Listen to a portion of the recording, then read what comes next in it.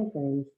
My last video had some sound problems, so I'll get that one fixed up for us. But for now, let's read a new story. It's called Giracula, and it's about a giraffe who thinks he's a vampire, or maybe he's dressed up like a vampire. I don't know. Let's read it and find out. I'm going to share my screen. Let's see what happens with this giraffe. Gather round, friends, listen closely to hear a story that surely will fill you with fear.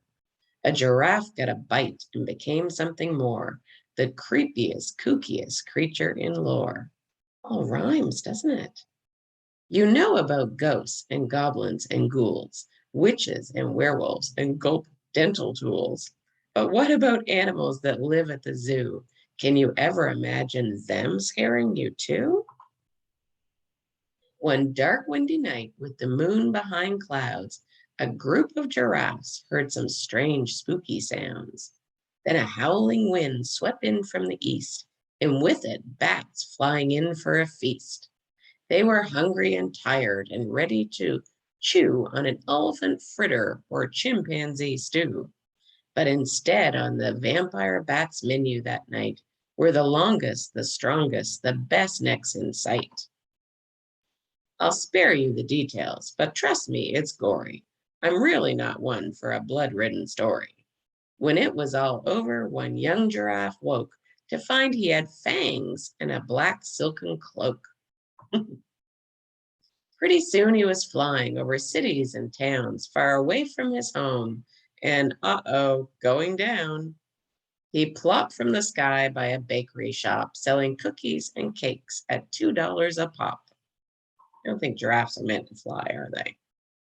Giracula sniffed, stuck out his blue tongue. He'd had a real sweet tooth since he was quite young. But never before had our friend felt like this. He'd go bonkers, bananas, without a treat fix. Giracula drooled. He paced, 4 hooves clacking. Then he broke through the window and got down to snacking. And when it was over, the place was a wreck. I mean, you try to eat with a 6-foot long neck. When the shopkeepers came to their store just at dawn, they found nothing to sell. All their hard work was gone. Who could have done it? What reason or rhyme? Whose fault was this dastardly, sugary crime? You see the police officers there taking all the notes. Meanwhile, in a cave, Giracula tried to get used to napping with bats by his side, but he heard them all whisper of what was for dinner, and he felt a bit faint. His breathing got thinner. Poor Giracula's stomach began to feel queasy. Simply thinking of blood always made him uneasy.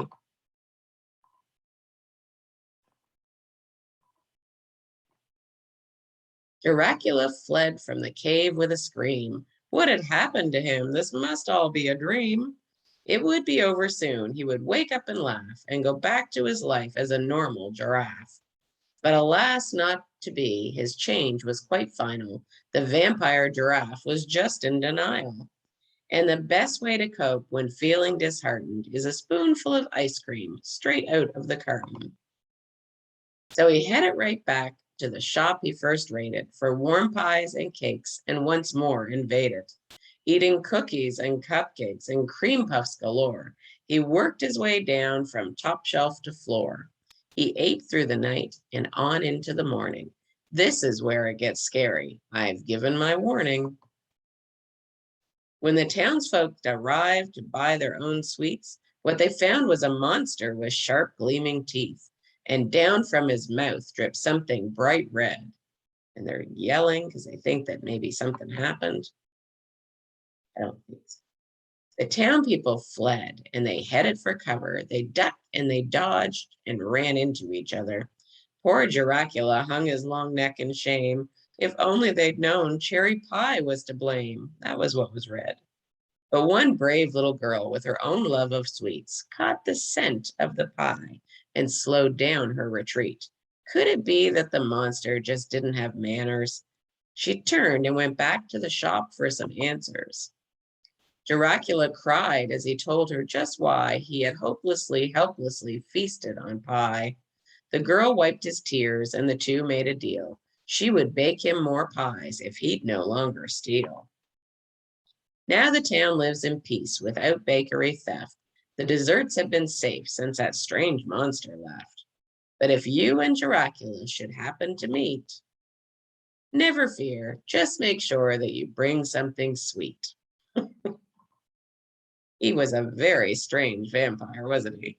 I've never, well, I mean, you never see vampires because there aren't vampires, but I certainly have never even seen one in the movies or in a book that was a giraffe. So that was unusual.